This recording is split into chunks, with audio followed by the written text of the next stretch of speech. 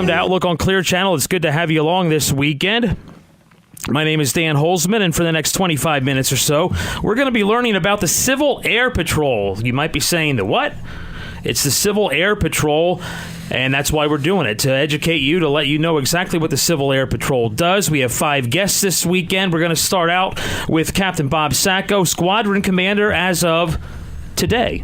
Bob, congratulations on that. Thanks for joining us on Outlook.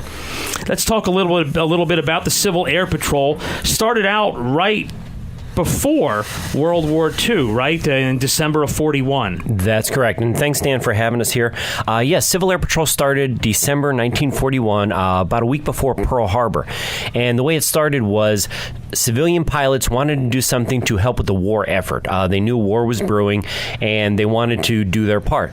So they got together and they volunteered to start patrolling the waters off the coast of, it originally started in New Jersey.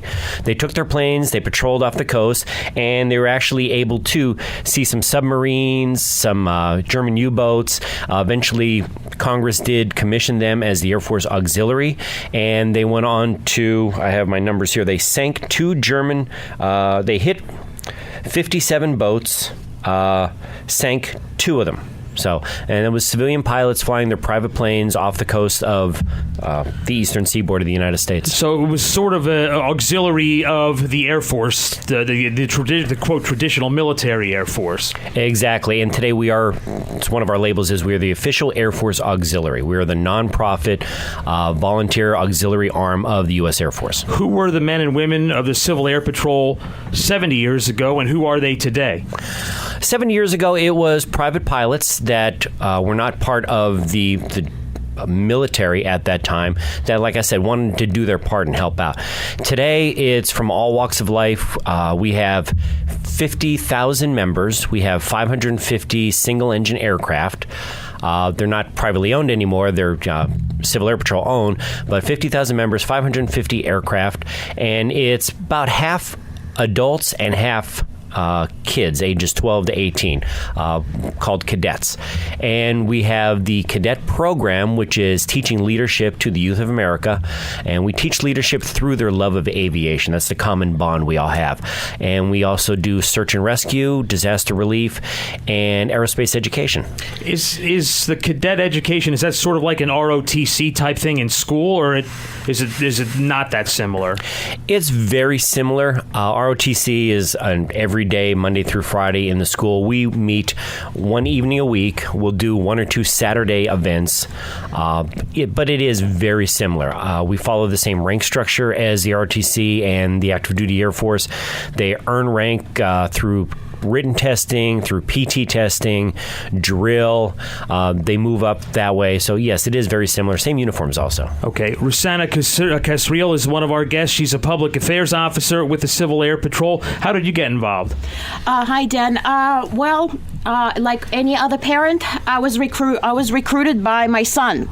He joined the Civil Air Patrol. We stumbled into Civil Air Patrol. My son actually loved aviation since he was at least 10 years old. And he started off by going to aviation camp in Alabama. It's part of a space camp. And on one day on the way back, and as most people know me, I start conversation with a doorknob if it's available, if there's no person around. As long as the doorknob doesn't talk back to you, that's when things get a little dicey. A lot of times it does get hairy. And on the way back, we started a conversation with a gentleman on the plane sitting next to us, one of those little tiny planes where the whole plane is the first class. So we started talking, and my son Gregory, he said that he likes aviation, and the gentleman said, well, if you do that, check out Civil Air Patrol. And we came home, we did some research, and there he was, and that's how we stumbled. And we actually, the squadron that there is a lot of squadrons in PA. I have a list of them here. So if I have it here somewhere. Last page. You have 9 squadrons, I guess. Yeah, right? we have 9 squadrons, and one page I don't have. If you then you have it in front of you. We have the ones that locally located around the studio. There is an Allentown squadron. There is a Quakertown squadron. There's One a up in Hazelton. Bangor. There's one in Bangor. There's one in Hazelton. There is one in Mount Pocono, and we happen to be the officially titled Lehigh Valley Composite Squadron 805. So, and he decided out of all the squadrons in our area, and mind you, we are on the Mount Pocono side of the mountain. Okay. And he said, this is the one I want, and he joined. And one of the things that I started coming with him, and one of the things that attracted me as a parent to it is that I know I'm going to be sounding awful, and I'm sorry I'm giving away my son's secret, but a few years ago, he was diagnosed with ADHD. One of the drawbacks of ADHD is that kids lose their self-esteem and the structure, because as you know, when you have ADHD, you're all over the map. Your mind races, as the doctor explained to me.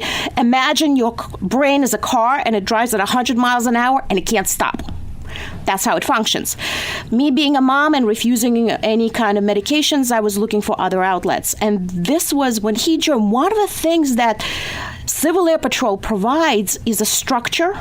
It provides leadership skills. It lets the kids achieve things. Like I compare it a lot of times to going for, if you have if you take karate, if you attend 5 classes and there you are black belt, you're done. Well, with Civil Air Patrol, it's not that simple. You want something, you have to achieve your goal. You have to pass physical fitness test. And if you could see my son right there in the back, and most of you cannot see it, but let's just say that if you look at him, physical activity is not his thing. He's amazing at the war games, the Xbox. If Xbox was an exercise, he'd win first place every time. Well, now, Gregory, come up here. I got to let you defend yourself now. Airman Gregory Castriola, one of our guests. How old are you, Gregory? I'm 16. Okay, now, your mom was just dogging you a little bit. Now it's your turn to get your say. The Civil Air Patrol, do you remember that conversation you had on the plane from Alabama back home? Very vaguely. Okay. Tell us, how did you've always enjoyed airplanes, aeronautics, things like that? To begin with, I was actually more into science. Okay. Then I sort of my mom discovered this aviation camp that she thought I'd like. I started going to there. They teach you how to fly there, some basic stuff. They hop in simulators, fly around.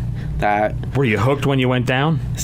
The first day they got me. They popped us into the simulators. I was in love with it from the get-go. And so I actually found out about Civil Air Patrol earlier. I just never remembered it because one of the campers that were there was already a member. He put on his uniform one day and asked the counselor if he could wear around. And I was like, "What's that from?" He's like, "Civil Air Patrol." I'm like, "Oh, I never remembered it." So I come back. She finds out about it. I'm like, "I remember that." So that's how it all started. That's how it all started. Where do you go to school? I go to Pleasant Valley. Okay, High Pleasant School. Valley. Now, how about the 2 guys who are with you as well? We have Chris Trauger, Senior Master Sergeant, and First Sergeant Alex Pantaleo. Got that right, I think. Do you guys go to Pleasant Valley as well, or you guys know each other? You don't know each other from there? I'm in the Pleasant Valley School District, but I'm homeschooled. So. Okay, and you? I'm currently a freshman at Freedom High School. Okay, so you're a little bit more local than up at Pleasant Valley then. Yes, sir. Tell us how you guys got into Civil Air Patrol. What drew you in? Did Mom take you guys to Alabama as well, or was it a little less dramatic story? Well, mine was when I was on the West Point admissions page. I was looking at chances to boost your standings because that's where I would like to attend college. Great. And it said multiple achievements in Civil Air Patrol or Boy Scouts. So I looked at it, never heard of Civil Air Patrol. I was in Boy Scouts for a little while, and I wanted something more militarized. And I found Civil Air Patrol, and the first meeting that I went to, you have to be 12 when you join, and I was only 11. So I was about 2 weeks before my 12th birthday, and they sent in my resume to the national headquarters, and they sent it back saying, this guy's only 11, right? So I was interested in it before I was even 12, and that's how I got involved. Chris, how about you? Yeah, well, I was actually looking forward to the Air Force and looking into that kind of stuff. So when I was 13, I found Civil Air Patrol online, I think, and some of my brother's friends used to do it back in the day. So I looked into it, and I saw that it helps you out with a lot of stuff in the Air Force, and it teaches you all the same drill and stuff. So I really looked into it. Bob, is that kind of a similar story that you hear with a lot of your young men and women who are in the Civil Air Patrol? They sort of stumble onto it, in some cases by accident, and they kind of fall in love? Yes, I say Civil Air Patrol is the best program with the worst marketing in the world. Nobody knows we're out there. And our cadets come from a variety. Some are interested in aviation. We have the ones that love the planes, and we do flights. Every cadet is entitled to 5 free orientation flights, which is basically a flight lesson. So we have a lot come because of their interest in aviation. Then we have some come because of their interest in the military. They want the military lifestyle, and this is a good way to learn about the military. We follow, like I said, the same rank structure. We do the same drill. We've had several of our cadets spend some time with us, a couple of years, and then go off. We have 2 that are in the Marines, stationed Camp Lejeune.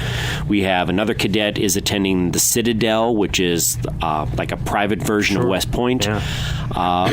We have another one in ROTC at Penn State. So it varies. Some are military, some are aviation, some are more into the science and technology. One of the advantages of joining the Civil Air Patrol, if you're looking towards the military, is you have the opportunity to go into the active military 2 ranks higher, which is about $6,000 more a year. That's a healthy chunk of change. Yes, it is. That's terrific. Wow, I didn't realize that. And one thing, again, the Civil Air Patrol people might not know a lot of what you've done. When the space shuttle went down about 10-ish years ago, yes, you guys helped in recovery of debris from the debris field for miles and miles around. You also were involved with patrols at the Olympics in Salt Lake City in 2002. Yes. What do you guys do on a daily basis that no one knows about? I mean, everyone knows, all right, the Olympics, the shuttle disaster, those are historical landmarks, but you guys are busy every day with things that people don't know about. Yes, we are. On a daily basis, we're very involved in search and rescue. We are tasked with 95% of all inland search and rescue when it involves an aircraft. So anytime you see in the news that an airplane went down, was lost, is missing, it's Civil Air Patrol that gets the call to go look for them. And that's our main mission. We're out there doing that all the time. Also, we do some homeland security. That's mostly down the southern part of the country where they'll patrol over the border with Mexico. We do disaster relief. Hurricane Sandy is a perfect example. During Hurricane Sandy, it was the Civil Air Patrol planes that were flying over the area doing damage assessment, taking the pictures and forwarding that to FEMA or the governors, whoever needed that information. All right. How do you get the call? Who's your quote boss? Who says, "Hey Bob, I need you to get up and do this. I need you to do that." Who is it? How does that work? It goes through the National Operations Center. It's called the NOC. If somebody needs Civil Air Patrol planes for like an emergency mission, for example, they will call the National Operations Center. From there, it filters down to the wing, which is the state. So if there is a plane missing somewhere in Pennsylvania, the call will go to our National Operations Center. They will in turn call our wing commander who is in Pennsylvania, and the wing commander will look at it and go, okay, we have this plane at this location, I have this crew available. They'll make the call and we'll be up in the air. A Civil Air Patrol, are the planes identifiable, or are they just private aircraft? Oh, they're identifiable. Okay. If you're familiar with the Air Force Thunderbird paint scheme, which is the white with the red nose and the blue tail, very similar. But we're single-engine Cessnas, usually 172s and 182s. Okay, where do you have your planes? I mean, are there some at Queen City Airport right now, or where do you keep them? Our planes for this part of the state are we have one usually in Hazleton, one in Quakertown, and then sometimes Mount Pocono. But they bounce around depending on the needs. If we're doing orientation flights with the cadets, the plane will fly to Slatington or Queen City or ABE for a day or two. And then it will go back to its normal hangar. We also loan our planes to other states. If New Jersey, like Hurricane Sandy, for example, they needed planes for Hurricane Sandy, so our planes were loaned to New Jersey for a while, and then when